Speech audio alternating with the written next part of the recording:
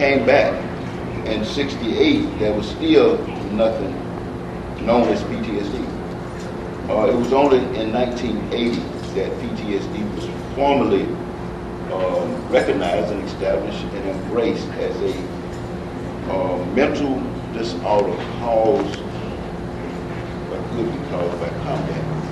And that was the beginning of the evolution of PTSD.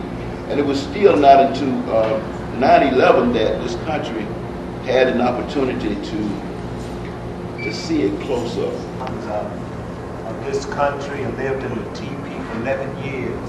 I wrote books. I self-healed my mind because I was a murderer. My thoughts was a murderous thought, while my friends that was with me was going into prison left and right. I was running from prison when I went up in the mountains, you know. But post-stress syndrome started in the streets of Chicago when I was a teenager. If you want to know which war zone should I put in there. But the VA is not going to pay for it. But the VA ain't going to pay for it. Right, they ain't going to pay for that. You know, so I was drafted with that disease. You know, and all you had to do was point me in the direction you wanted me to go, and somebody was going to get hurt. You know, I had been suffering for 50 years with post-stress syndrome and didn't know it until I took the research. You're blessed, brother. You know, guys that like that come out of my period are still incarcerated. That's right. They're still doing lives without roads. I went to penitentiary in 1978. There were 500 Vietnam veterans in Atlanta Federal Penitentiary, and they were there for Father's Day, killing and all kinds of stuff. So, okay, when I went, it was before PTSD was acknowledged. So there are many cases of veterans coming back and being valid, you know, all kinds of crazy stuff, but they didn't get documented at PTSD. They put them in jail. Some of the symptoms of PTSD, I feel like I encountered because of some things that happened in my life that I didn't understand at the time. For example, I was married for 23 years and I'm divorced now. I can't tell you why I'm divorced. Yeah, I don't say it's post-stress, but I say that I am an angry warrior.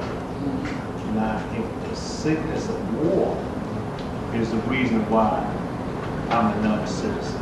Veterans that are suffering from post-traumatic stress that feel we have earned those benefits. How do you tell us to proceed? Well, I probably earned them, told me that I earned them. Yeah. And they have gave me an eligibility to receive them. I'm now I've been waiting for that letter to come for over 36 years. It hasn't came yet. Somebody told me I should reapply. You know, but the government has all of those records already. And they already have made the decision. It's who they want to or who's in charge of selecting the veterans that receive.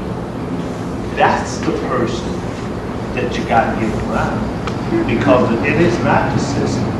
Basically, the system will work for us and we will collect for our ills and pains of war. But the ones that's running the system has not changed. And so you as a man of color, you do not really deserve the rights that me, a Caucasian man of less color, deserve. I'm married to Palace, that's my husband, 36 years. We have 6 children, 19 grandchildren, 2 great-grand.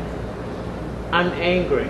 I'm real angry because there needs to be a support system, and we file for medical records and addresses have been changed, and you get discouraged.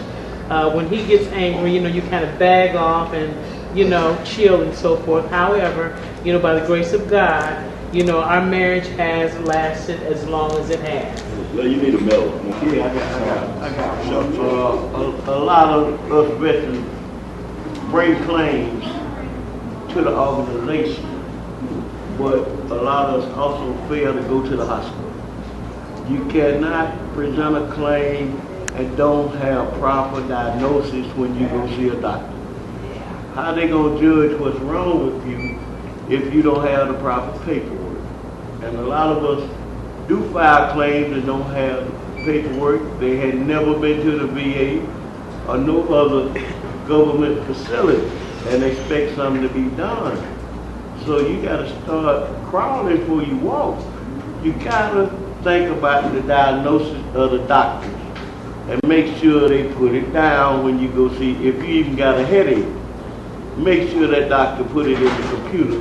That John Doe saw me so many times that he had a headache. I'm retired from the VA hospital. All my medical records, doctors, etc., is right there at the VA hospital. Although I done been to several mental hospitals, 30 days, 45 days, whatever time the doctor so deem that you need treatment.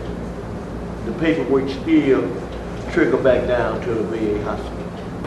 Be down there, to consider yourself, like you say, you're proud of being a veteran. Yes, you're proud of being a veteran. Go down there, when you're a veteran, then there's a difference between your color and stuff like that. And then you throwing all these hellish conditions on people. That's sick, man. Mentally, emotionally, physically, psychologically. That person's walking town about, man, like this brother right here. Only reason why, and I do.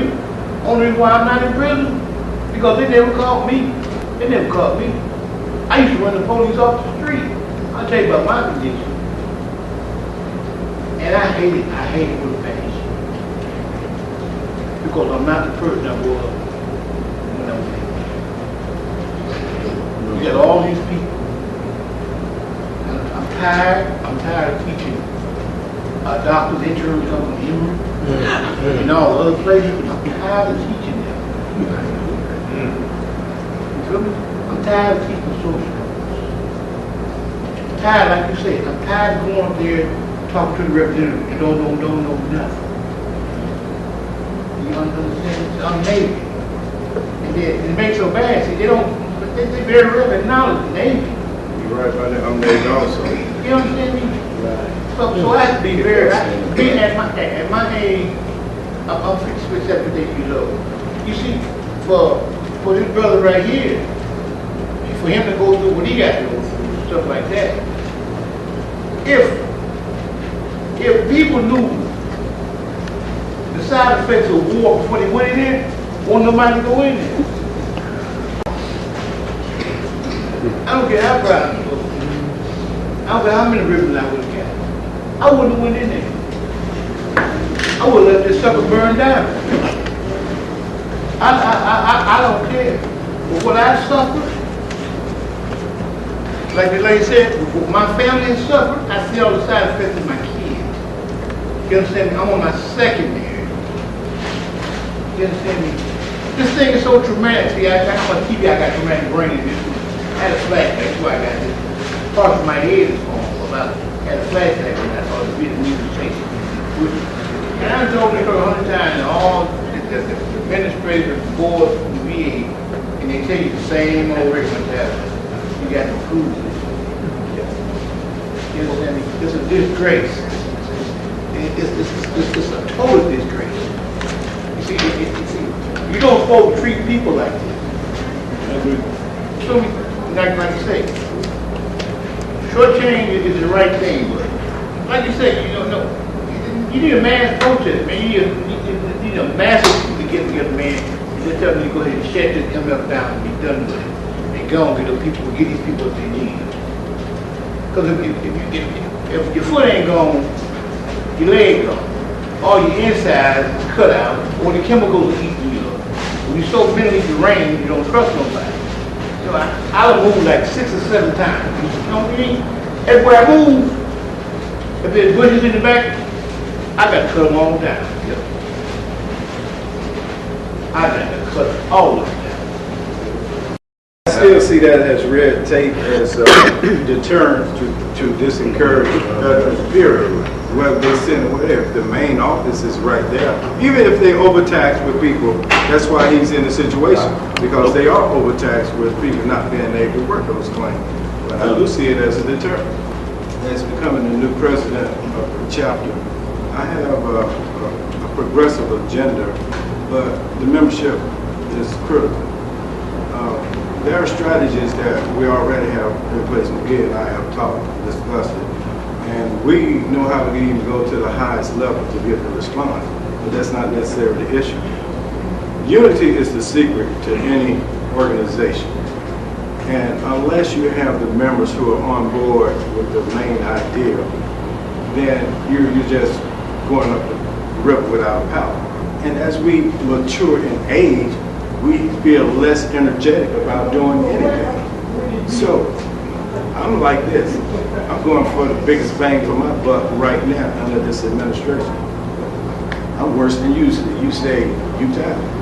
I got nothing to lose. So I'm all in. And I see it that way, and I'm going to make my dividends pay some kind of way. For somebody, if it's not me, at least they know, hey, he hit the ball. Hey, I don't care what they say, I'm just me at the end of the day.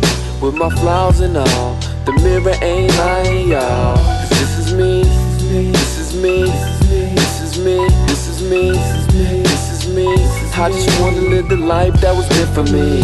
Now let me introduce you to a young man, 5'10", dark-skinned son of an immigrant. And a couple years ago made a decision that would change his life forever, ever changing this and that. Joined the military eventually in Iraq. Incumbent but wasn't allowed to fire back. Now he can never sleep, afraid of who might attack. He'll never be the same, hopefully you'll pardon that. Anger management, Zoloft and Ambien never seem to stop the sweat, how could you imagine it? Now he can never even see in a close proximity without his heart racing. If it was just you and me, only thing that can really ease the pain is a bottle of vodka, paper and a pen. Rhythm of an instrumental has become so instrumental, like a therapy session to help forget the detrimental. Hey, I don't care what they say, I'm just me at the end of the day. With my flaws and all, the mirror ain't lying, y'all. 'Cause this is me, this is me, this is me. 'Cause this is me, this is me. I just wanna live the life that was meant for me. I can't sleep without alcohol in my system. I feel I'm locked up in a cell, stuck in prison. These night terrors and nightmares, reality. But I keep trying not to let the bullshit get to me. It comes and goes away, but lately it just stays close. Post-traumatic stress disorder, I've been diagnosed. And my weak mind is supposed to be on me strong. I'm supposed to be a hard truth, the homie's dead and gone. I'm steady shaking, I get pissed off too easy. I wanna be alone, tell myself I'm like, leave me. People close to me, they scared and they say I changed. Patron shots to the dome, know how to weigh the pain. Don't wanna talk about it, yeah, you wouldn't understand. I keep it bottled deep inside, yeah, that's the plan. Keep them pills, keep them straight far away from me. 'Cause it's the life and I guess it was meant for me. Hey, I don't care what they say, I'm just me at the end of the day. With my flaws and all, the mirror ain't lying, y'all. 'Cause this is me, this is me.